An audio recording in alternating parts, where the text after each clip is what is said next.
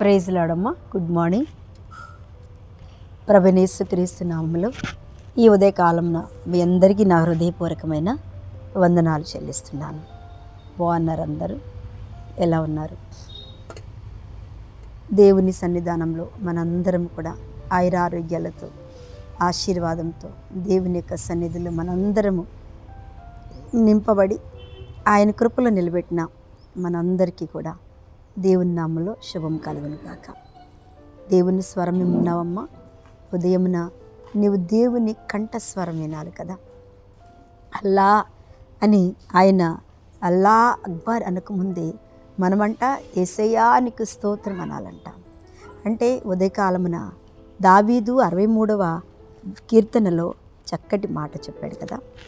మనం అందుకని అంటారు, ఎక్కడ ఈ స్వరము వినపడక ముందే మనం లేచి మన స్వరము, మన ముఖము, మన చేతులు దేవుని వైపు ఎత్తి ఆయన్ని స్తుతించినట్టయితే ఖచ్చితంగా దేవుని యొక్క ఆశీర్వాదం అనే కృప మనందరింటి మీదకి వచ్చి ఉంటుంది.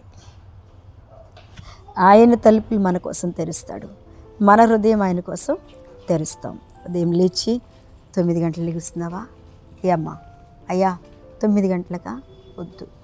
ఆడపిల్లలు ఎప్పుడు అలా లేకొద్దు. ప్రార్థన చేసుకో.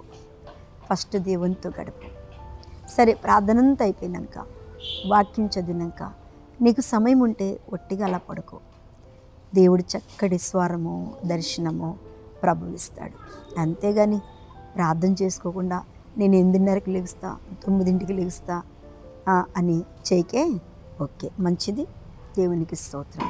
అలా మీరు చేయరని నాకు తెలుసు. ప్రార్థన నేర్చుకున్నారు. ఉదయమున మీ కంఠస్వరము దేవునికి వినిపిస్తున్నారు. దేవుడు కూడా మిమ్మల్ని ముఖాముఖిగా చూస్తూ ఉన్నాడు. ఆమేన్, హల్లెలూయా. నీవు దేవుణ్ణి చూస్తుంటే దేవుడు కూడా నిన్ను చూస్తుంటాడు. ఉదయమంట ఆయన మన కోసం ఎదురు చూస్తూ ఉంటాడంట.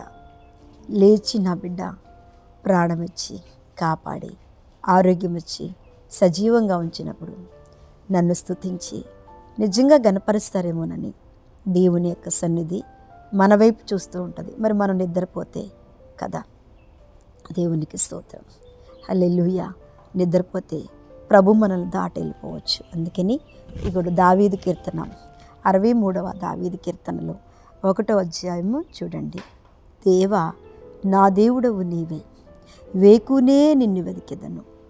నీ బలము ఏం వెతుకుతాడంట దావీదు? చెప్పండి. దేవా నా దేవుడవు నీవే. ఎంత అద్భుతం! అమ్మో, నా దేవుడు ఎవరమ్మా? నీ దేవుడు నీ భర్త దేవుడా? నీ పిల్లల దేవుడా? నీ భార్య దేవత? ఎవరి దేవుళ్ళు మనకి? మనం అంటాం నా భర్త దేవుడమ్మా, నా భార్య దేవుడు. నిజమే, అది దేవుడు మనకిచ్చిన ఒక్క వరం. అది దేవుడు మనకిచ్చిన ఒక గొప్ప ధన్యత.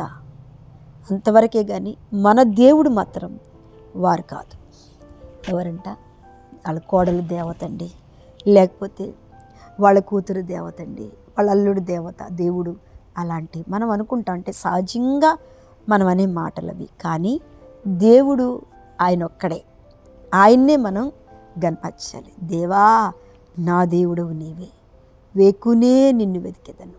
ఎప్పుడు ఎతకాలి మనం? దేవునికి స్తోత్రం. ఉదయం లేచి టీ వెతుకుతున్నావా? ఉదయం లేచి కాఫీ వెతుకుతున్నావా? ప్రభుతో మాట్లాడకుండా, దేవుని స్వరం వినుకోకుండా మంచినీళ్ళు వెతుకుతున్నావా? ఏం టిఫిన్ తినాలని వెతుకుచున్నావా? వీటన్నిటికంటే ముందు దావీదు చెప్తున్నాడు, దేవా వేకునే నేను వెతుకుచున్నాను. ఎందుకు నేను వెతుకుచున్నానంటే నీ బలం. దేవునికి స్తోత్రం. నా దేవుడు నా బలం. ఈరోజు నా దేవుని ప్రభావము చూడవల్లని నిజంగా దేవుని స్తుతించే ప్రతి ఒక్క బిడ్డ జీవితానికి, ప్రతి ఒక్క కుటుంబానికి దేవుడిచ్చేదేంటో తెలుసా? చెప్పండి, బలం. ఆమేన్. నువ్వు బలహీనంలో ఉన్నప్పుడు, నువ్వు అధైర్యపడుతున్నప్పుడు, శోధన నిన్ను చుట్టుముట్టాడుతున్నప్పుడు, శ్రమలు నిన్ను చుట్టుముట్టాడుతున్నప్పుడు, కన్నీరు మరణాంధకారపు లోయల వరకు నిన్ను తీసుకెళ్ళి చుట్టుముట్టాడుతున్నప్పుడు దేవుడు మనతో చెప్తున్నాడు, ఉదయం నువ్వు ప్రార్థన చేసి ఉదయమున నువ్వు వెతుకుతున్నట్టయితే ఆయనే నా ప్రాణం, నా బలం, నా ప్రభావం ఆయనే. ఖచ్చితంగా ఆయన చూస్తావు కదా. ఎంతమంది మనం చాలాసార్లు అనుకుంటాం, అమ్మో ఈ శ్రమలు తట్టుకోలేక చచ్చిపోవాలనిపిస్తుంది, చచ్చిపోతాం అని సావంచుల వరకు వెళ్తాం.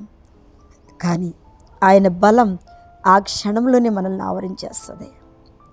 ఆ క్షణంలోనే ఆ బలం ఎక్కడి నుంచి వస్తుందో మనకు తెలియదు. ఉదయం లేచి అయ్యా అని మనం ఎప్పుడైతే దేవా నా దేవుడవు నీవే, నిన్నే వెతుకుచున్నాను, నువ్వు తప్ప నాకెవ్వరూ లేరని ఎప్పుడైతే నువ్వు వెతుకుతావో అప్పుడు ఆయన అంటున్నాడు, నిజంగా దేవుని స్తోత్రం, హల్లెలూయా, నీ బలమును నీ ప్రభావమును చూడమలని పరిశుద్ధ ఆలయమందు నేనెంతో ఆశతో నీ తట్టు కనిపెట్టుచున్నాను.